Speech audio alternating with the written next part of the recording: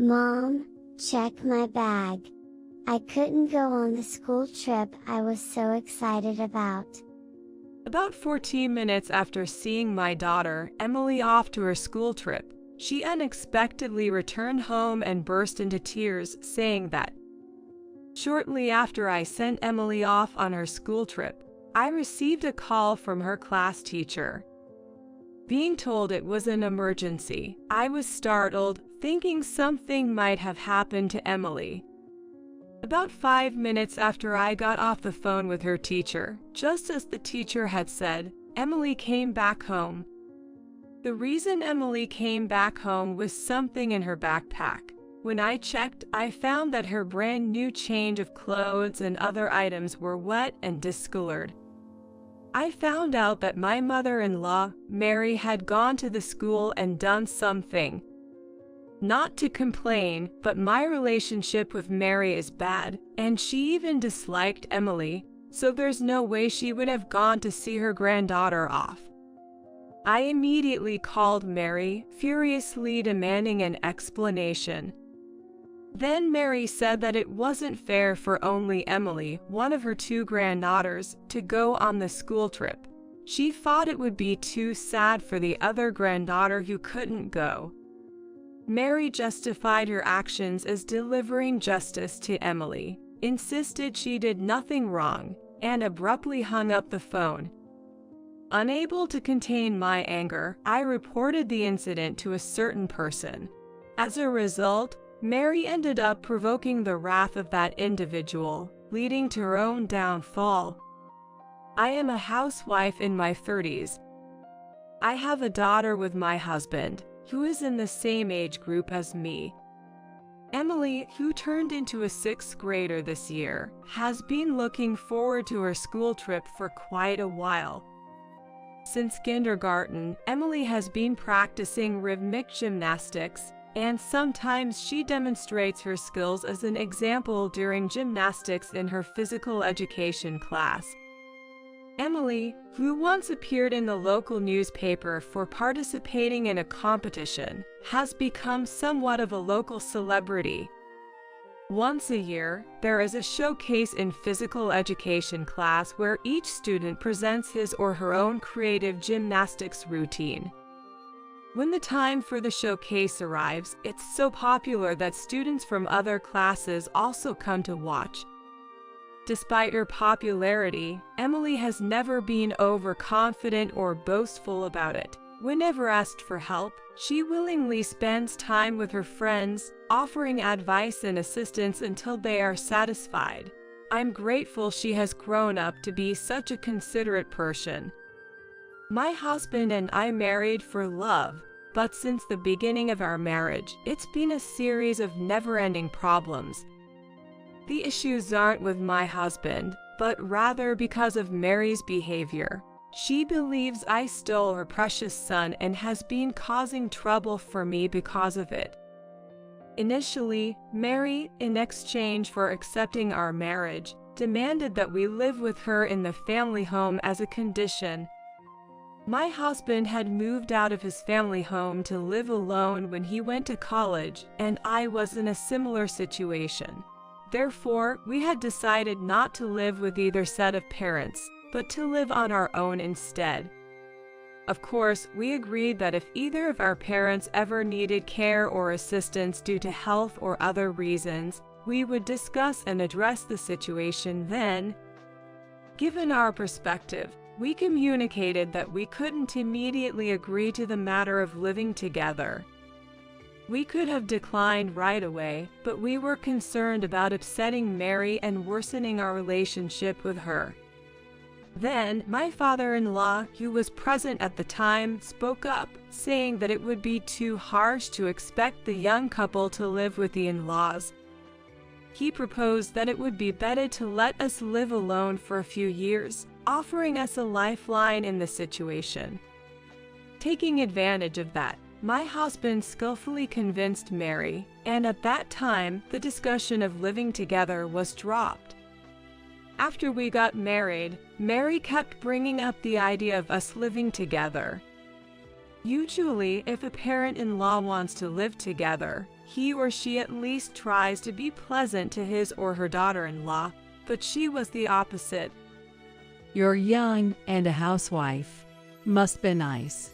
When I was your age, I worked part-time to help with the finances. I bet you keep the house immaculate. Then what's this mess? She would come over when my husband was away, find faults in everything, and leave after criticizing. When my husband was out on overnight business trips, she would stay over, claiming it was too dangerous to go back at night, forcing me to endure her endless sarcasm. I developed mild neurosis due to her excessive interference. When my husband realized it was because of her, he confronted her firmly, assuring me we would never live together. Thanks to my husband and father-in-law, they kept her at a distance, and I started to recover. Soon after, I found out I was pregnant. I was anxious about her meddling again, but she was preoccupied with my sister-in-law, Kate, who was also pregnant at the same time, and showed no interest in me.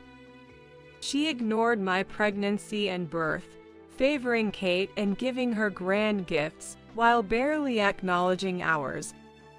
Years went by peacefully. Our daughter grew up to be strong, honest, and full of justice. Mary believed that our not living with her precious son was my doing, that I had brainwashed him. As our daughter grew and resembled me more than my husband, at family gatherings, Mary would cold shoulder her. In contrast, she adored my niece, who looked just like Kate as a child. She would give gifts to my niece for Christmas, but not to Emily. My father-in-law would secretly give one to Emily, but if he's caught doing so, she would snatch it away, saying, I won't give anything to the child of the woman who stole my son. When confronted by my husband or father-in-law in front of the kids, she dramatically claimed we were all ganging up on her. Emily gradually realized she was disliked by her grandmother. But she never became resentful. I'm so grateful for how well she's grown up. Just before Emily's preschool graduation, Kate got divorced and took custody of her daughter. The divorced Kate, along with my niece, moved in with my in-laws. My niece then ended up in the same school district and elementary school as Emily. They were in the same grade. My niece and Emily are in different classes, yet my niece often comes to see Emily.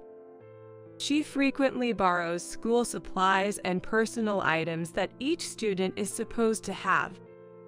I realized this because Emily's stationery was running out unusually fast. I initially suspected it might be bullying, with her things being hidden or thrown away, but it wasn't the case.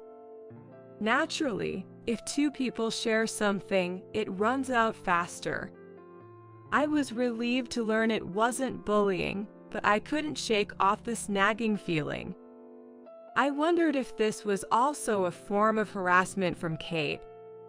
Mary didn't like me and Emily, often making our lives difficult with her constant nagging and harassment.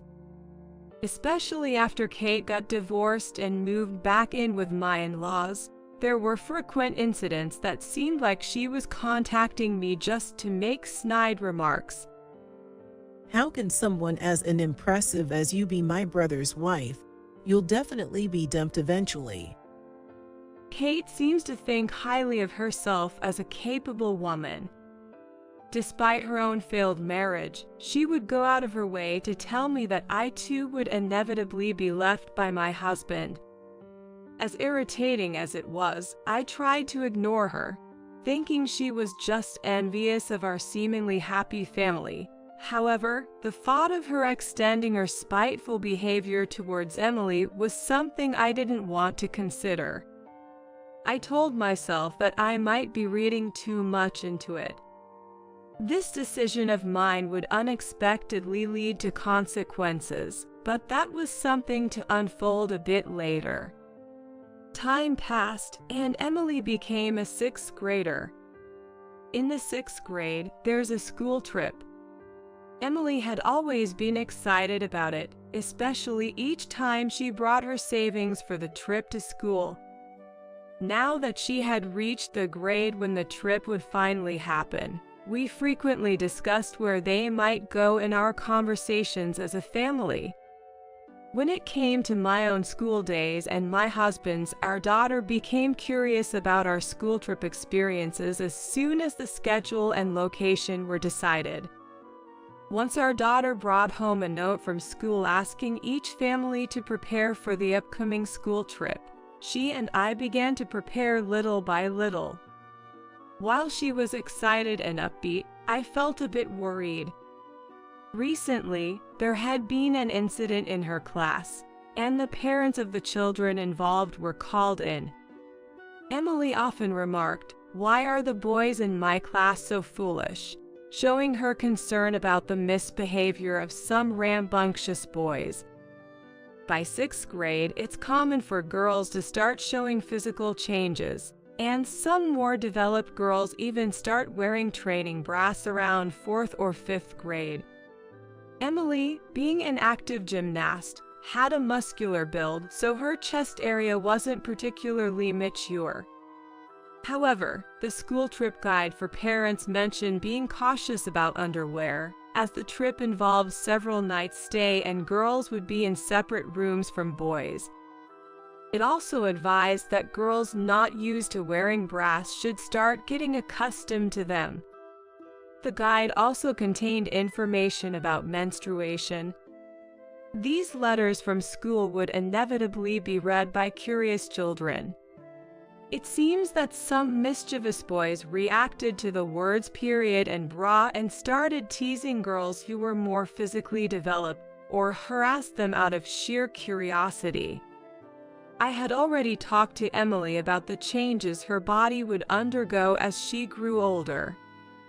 Even before the school brought up the issue of underwear, her gymnastics club had discussed it, especially since gymnastics attire tends to be form-fitting, highlighting body lines. The club's discussions included care for girls as they approached puberty. So, I had already taught Emily about the individual differences in growth, and that it's wrong to tease others about their bodies. Emily, who has a strong sense of justice, defended the teased girls and called out the boys' bad behavior. One of the boys, whose father was a city council member, complained to his dad about a sassy girl standing up to the boys. This led to a major fuss at school, with the parents of the boys' friends demanding that the parents of the outspoken girls be called in. However, since there had already been issues with boys teasing physically developed girls, the parents' demands were not acknowledged.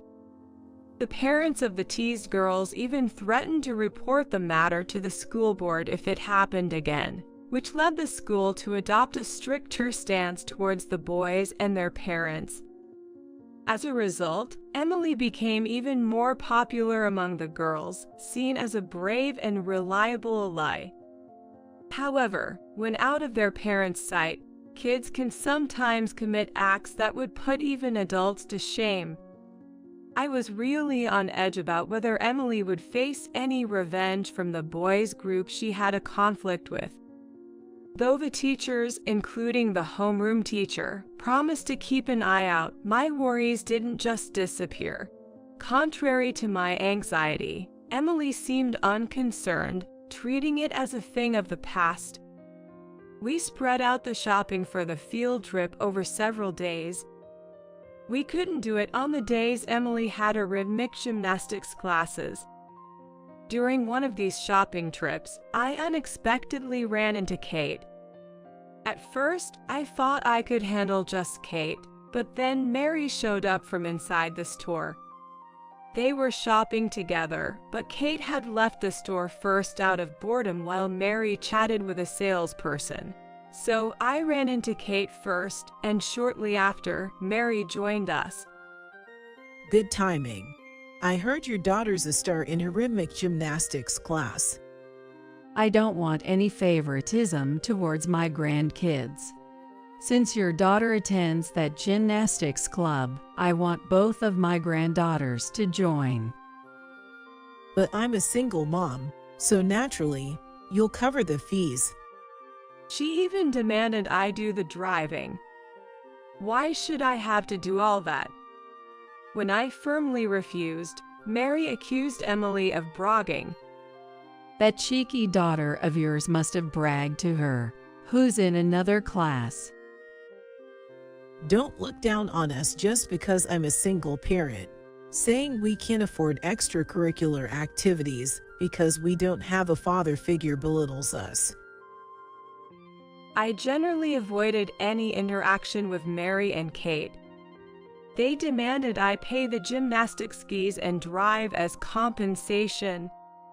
Emily denied saying those things, but Mary yelled, "Children should not butt into conversations between adults." Emily, holding back her frustration, tightly gripped my hand. I couldn't let Emily endure this alone. I said we'd discuss it with my husband and decide. I trust Emily. She wouldn't say such things. I promised to speak with my niece to hear both sides. Announcing that we'd talk to my niece and make a decision, Mary and Kate seemed panicked at the prospect of my husband getting involved. Seizing the opportunity, we left. Once home, I hugged Emily. "I'm sorry for making you go through this," I repeated. She reassured me it wasn't my fault, but deep down, I knew my strained relationship with Mary was a factor. Even if it was caused by Mary's thoughtless words and actions. I briefed my husband when he got home. My husband informed my father-in-law about the situation, and it turned out that Mary and Kate, who were at their family home as well as his niece, were all concerned about what's happening. But I knew Mary and Kate wouldn't be easily deterred. Despite the difficulties, the day of the eagerly awaited school trip arrived. Despite checking everything the night before, I still asked Emily if she forgot anything. With a smile, Emily reassured me, "It's all good, Mom. We've checked everything together several times," and then she left the house with a light step. It's just about a 5-minute walk to the school. The kids were traveling by chartered bus, stopping at rest areas on the way. While doing household chores, I kept glancing at the clock, thinking, she must be boarding the bus by now, right? It's almost time for them to leave on schedule. I just couldn't help but worry. I was reminiscing about how, when I was Emily's age and went on my school trip, my mother must have felt the same way after sending me off, oblivious as I was, having fun with my friends. Just as I was lost in these thoughts, the house phone rang at an unusual time. Just 14 minutes after Emily left, I received an unexpected call from her teacher. When I was told something unexpected had happened, my heart raced, fearing Emily might have been in an accident. But as I listened to her teacher's relatively calm voice, I began to understand the situation. Emily had to come back home due to some circumstances. If I could quickly replace some items in her bag and drive her to a specified station, she could catch up with the chartered bus.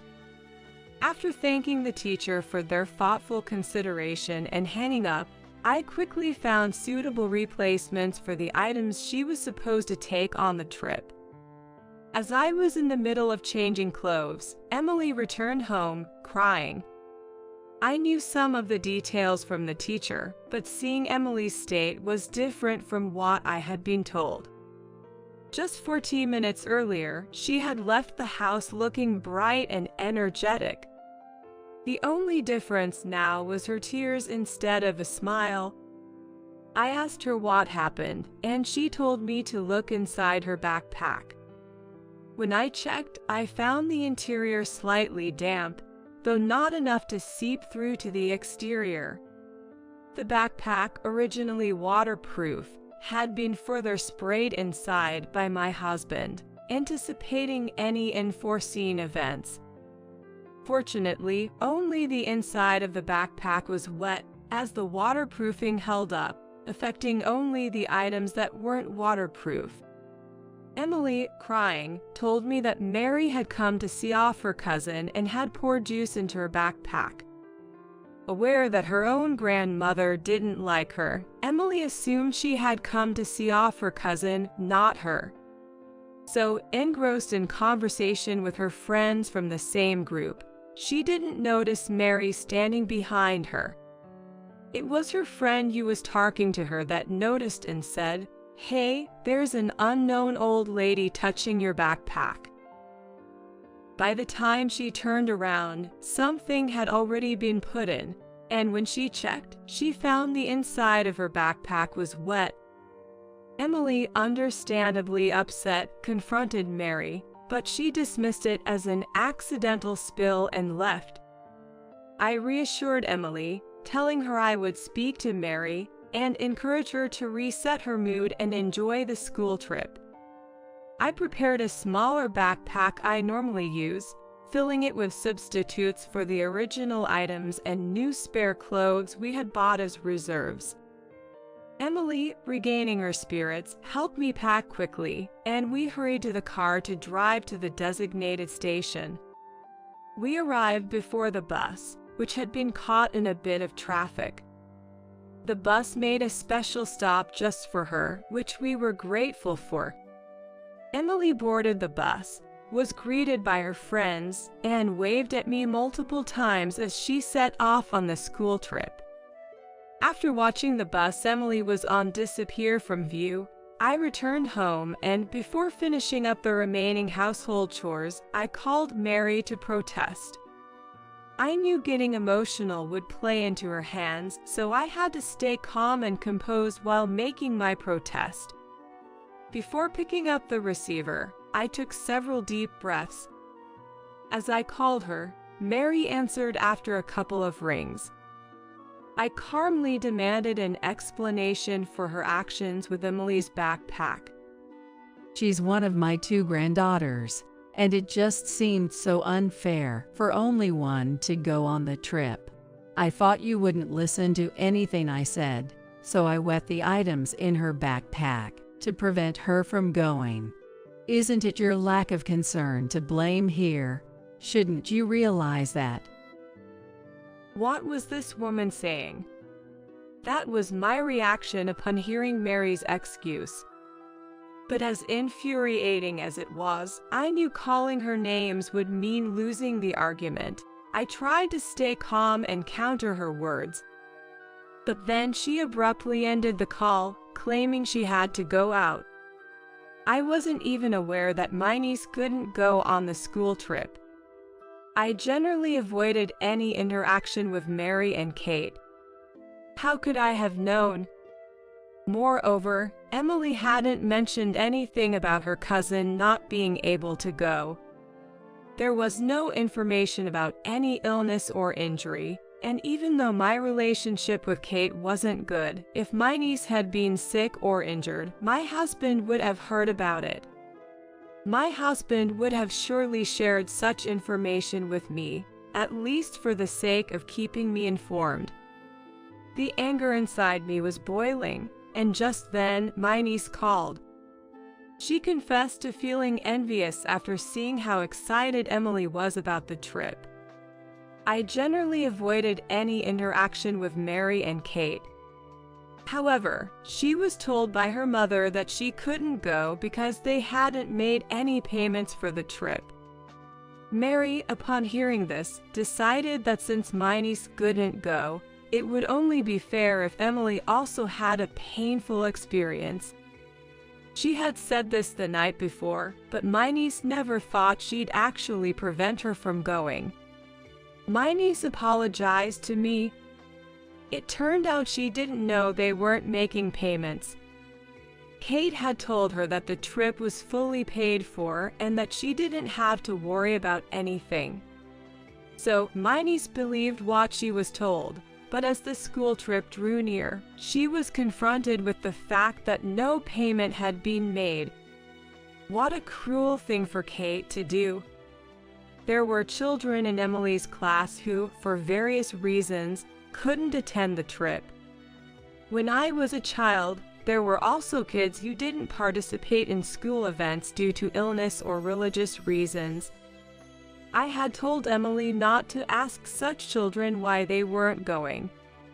I assume my niece's teacher, trying to be considerate, didn't pursue the unpaid fees for the school trip.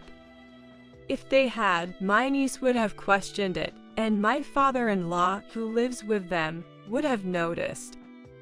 I couldn't forgive Kate for imposing such a burden on her child.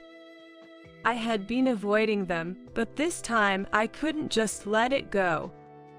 I decided to take action, not just for my niece, who had apologized to me, but also to give them a piece of my mind. I reassured my niece that it wasn't her fault and that this was an adult problem. That evening, when my husband came home from work, I explained everything that had happened. He immediately contacted my father-in-law, and we shared the whole story. My father-in-law, still working and in his late 50s, regretted not noticing the issue with the trip and apologized. He was quite shocked to learn that no payments had been made for the school trip.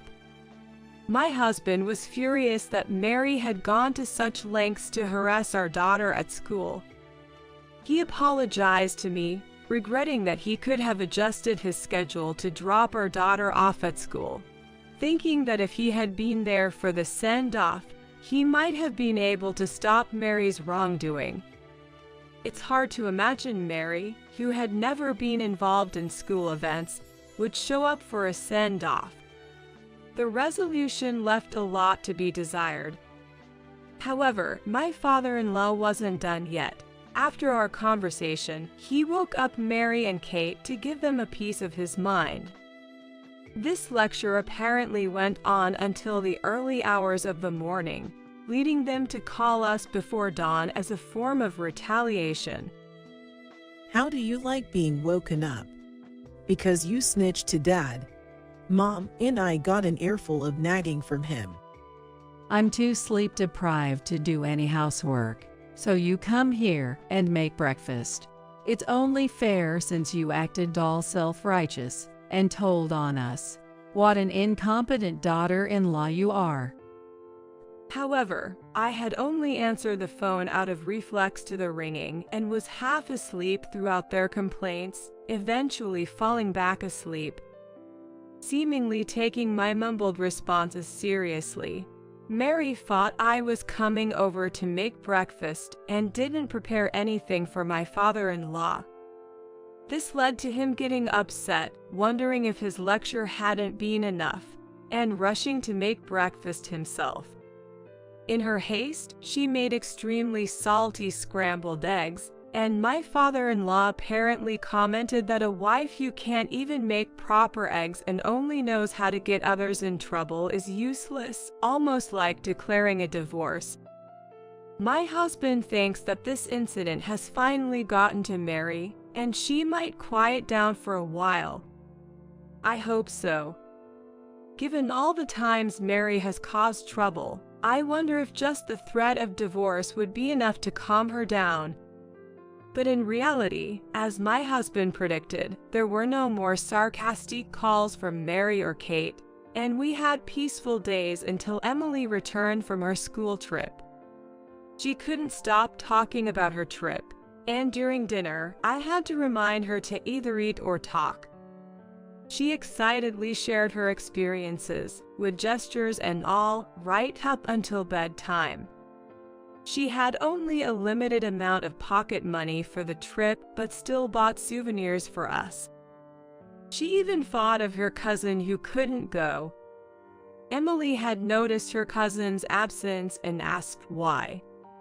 The teacher, not revealing the true reason of unpaid fees, simply said she fell ill suddenly. Hearing this, Emily bought matching keychains in different colors for her. I told her that her cousin was feeling better and would be back at school. I believe sometimes it's okay to tell a kind lie for someone's sake. A few days later, my father-in-law called us for a talk.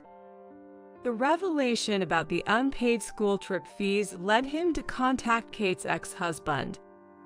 My father-in-law had been unaware of their divorce's reason. He apparently avoided the issue because he felt it was a matter between the couple. However, seeing the financial struggles of Kate and my niece, he reached out to see if the ex-husband could contribute even a little in child support. The truth he learned was far different. The divorce was due to Kate's terrible spending habits, which her ex-husband couldn't tolerate any longer. He had initially planned to take custody of my niece, thinking Kate was incapable of single parenting. However, she adamantly refused to let go of her daughter, so he gave up custody in exchange for the divorce. He was desperate to leave her. The ex-husband had been faithfully paying the agreed child support, including separate amounts for school fees. Learning that his daughter missed the trip due to unpaid fees was a devastating and infuriating revelation for him. My father-in-law, too, had been concerned about my niece's lack of school supplies and worn-out stationery, and had given money to Mary to buy new ones. But Mary squandered the money on outings with Kate. Kate also spent the child support from her ex-husband on herself, not on my niece. My father-in-law asked my niece how she managed at school without the necessary supplies. She replied that she was told to borrow from Emily. It all made sense to me then. For a while, I had noticed the contents of Emily's pencil case becoming sparse. She said it was because she and my niece were using them together, but maybe she was actually giving them to her cousin. Perhaps after being asked to borrow supplies so many times, she just started giving them away, like a pencil here and there. Hearing about the true nature of Mary and Kate from my niece, and learning about the misuse of child support and their refusal to let her participate in school events, made me realize it was not good for her education. Realizing that being around adults like Mary and Kate was also not good, my father-in-law, after confirming with Kate's ex-husband, supported the idea of fighting for custody. If one party is stubbornly resistant, such disputes can automatically lead to court. Kate resisted because she didn't want to lose the child support, resulting in a court case. The court judged that she was incapable of parenting, considering her income and lifestyle. After the divorce, Kate neither worked part-time nor used the child support and money from my father-in-law responsibly. The custody battle was quickly settled in court, and my niece was taken in by her father. He had moved back to his parents' home. She will now live a life free from neglect, with the support of her paternal grandparents. Following their quick loss in court, Kate and Mary showed up at my house. You really went and did something unnecessary. Now you're going to have to give me my allowance. It was a good source of income. Ever since you married my son, it's been one misfortune after another. You're a jinx. They had invaded our home early in the morning, rummaging for valuables. I immediately called my father-in-law for help. He arrived, apologized to me and my husband, and took them away in his car. Later, finding themselves without any source of income, they tried shoplifting at a local supermarket and were caught and handed over to the police. They didn't want to ask us for help and couldn't reach my father-in-law at work, causing trouble for him at his job. Eventually, my father-in-law, fed up with their antics, divorced Mary. He left the house to them, choosing to live with us, as he had always been fond of Emily. Mary took as much as she could from the divorce settlement but spent it all without thinking of the future. Even though they could shelter from the rain and wind, their electricity and gas were cut off, and eventually, even their water supply was shut off. When they ran out of cash even to buy food, she came begging to me, asking for forgiveness and pleading for my help, apologizing for everything they had done. "Let's all live together happily as a family," she says, but what does she mean by happily? Weren't they the ones who trampled on my efforts to live harmoniously? Don't they even think about earning their own money to buy food? I can't offer a place to live to those who won't even try to be independent, so I kicked them out of the house. They banged on the door for a while, but eventually, the police came due to a neighbor's call and gave them a warning. Having already been interrogated by the police once, they probably thought it'd be bad to get caught again and finally left. After that, they never came begging to us, but I heard they racked up a lot of debt from shady sources and didn't even try to work to pay it back. Their former house was plastered with demands for repayment, and at one point, loud angry voices could be heard, but now it's quiet, and I've heard neither Mary nor Kate have been seen. I don't know and don't want to know where they are or what they're doing. My niece has been taken in by her father and had to transfer schools. But she and Emily still keep in touch through letters and calls. They seem to enjoy their conversations. My husband and her father, now finding common ground, have been exchanging parenting tips through emails. They're even discussing taking the girls on a small trip together. I just hope for a brighter future for both my niece and Emily.